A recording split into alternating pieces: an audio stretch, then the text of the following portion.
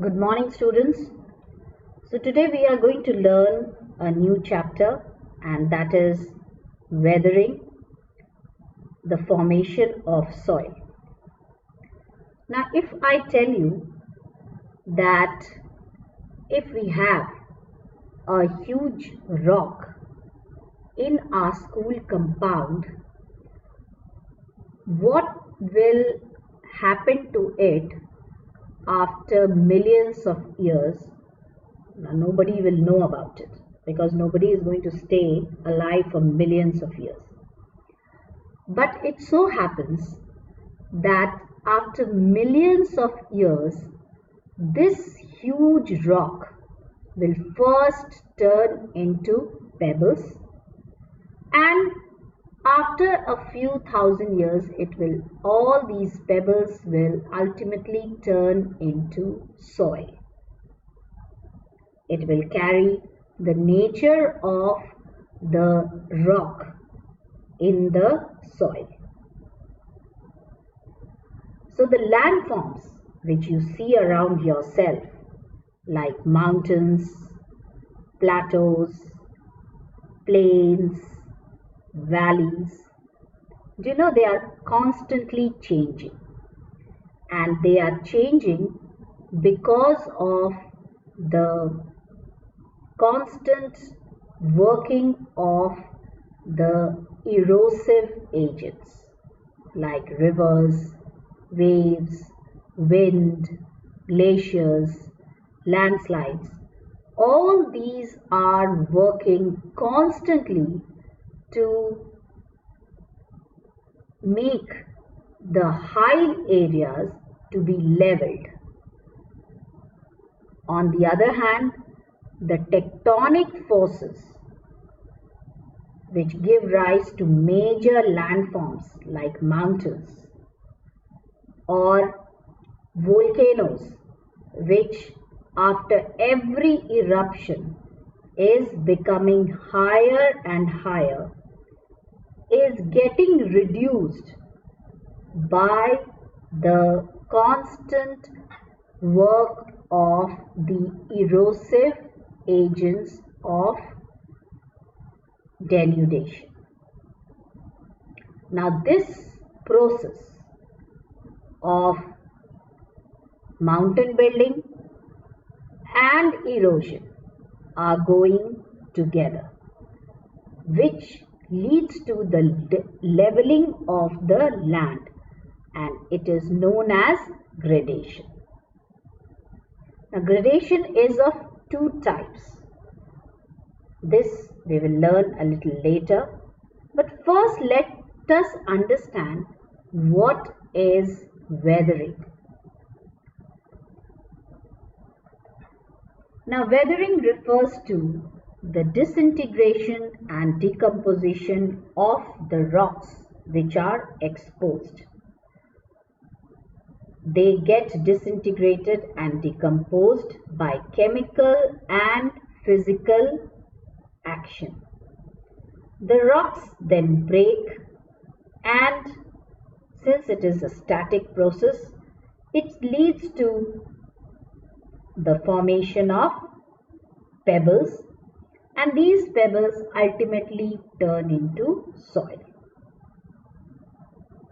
Weathering is always followed by erosion because all the weathered material, that is, the smaller particles which has been formed due to the breaking of larger rocks, will have to be carried away to distant areas by the agents of erosion, and they will then be deposited over there.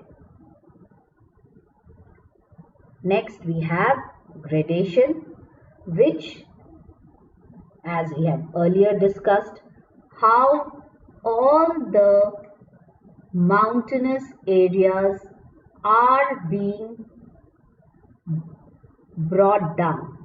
They are being made smaller in height, which is known as degradation. We can see over here, this high mountain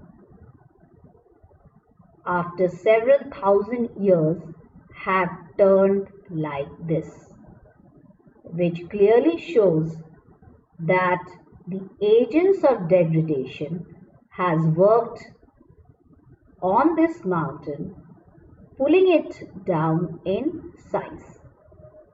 The second picture makes the understanding clearer. Here we have a line, and beyond this height, this area has been eroded. We can see over here how this area has been eroded, which shows that there is a constant degradation being carried out, which we call as the degradation, mainly because these heights of the mountains are being pulled down. Elsewhere we find that water waves are also doing a lot of damage to the beaches. The beaches become lesser in width due to the constant action of the waves.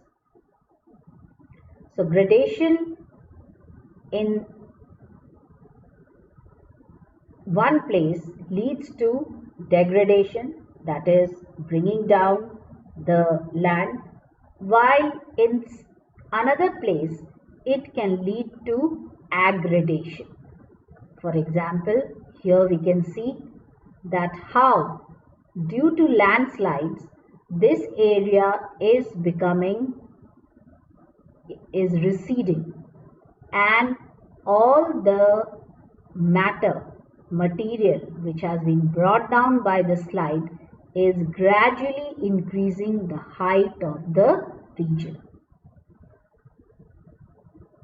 So this process of degradation and aggradation leads to the leveling of the land, which is known as gradation.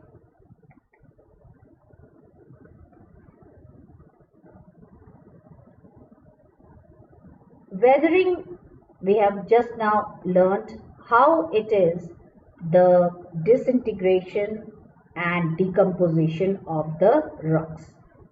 It mainly occurs due to several reasons. The first being weather phenomena like moisture. Now, whenever there is rainfall or there is water, this water tends to break or carry these rock materials down the hill or down the precipice, and they are being constantly pounded by water, ultimately changing them into soil. So these are the particles of rock which have been degraded, and once they become loose, they are being carried by the rain, and ultimately they turn into smaller and smaller pieces, which in their last stage turns into soil. Elsewhere, we find that when water enters into the cracks of rocks and they freeze, their volume increases and they begin to put a lot of pressure on the sides of the rocks, which ultimately leads them to break into smaller pieces, and gradually they turn into soil. So weathering leads to the mechanical or physical breaking up of the rocks. Weathering can also be brought about by chemical changes. Here in this diagram we can see that carbon dioxide released from the trees, from vehicles, they all move up, mix with moisture and turn into carbonic acid, come down as acid rain and works on limestone areas, making different kinds of features in the limestone belt. Elsewhere, these rocks, which contain a huge amount of iron ore, when exposed to air which contains oxygen, they get rusted and gradually they turn into red soil, which has got immense amount of iron. Animals and plants also play a very important role in breaking down of rocks. Here we can see a burrowing animal trying to burrow the soil. They also lead to the breaking up of the rocks below the surface. This rock closer to the sea has been the home for several mollusks which are secreting certain enzymes and leading to the breaking up of the rocks very gradually. A time will come when this rock will disappear and in place of this we will only have soil. Trees also play a very important role in breaking up of the rocks. The roots of the trees, they try to penetrate the rocks underneath, and in doing so they break these rocks into smaller pieces. These smaller pieces of rock later on turn into still smaller pieces and ultimately they turn into soil. So today's chapter and topic was basically to introduce you to the lesson weathering and the formation of soil. For that, we had to first learn what is the relation between weathering, erosion and gradation, and also know what are the two processes of gradation, namely aggradation and degradation.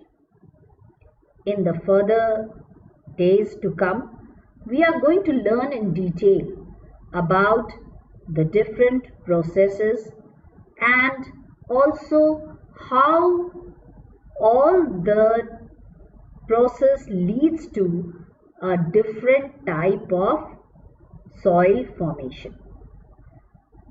So that is what we have enough for today. Thank you.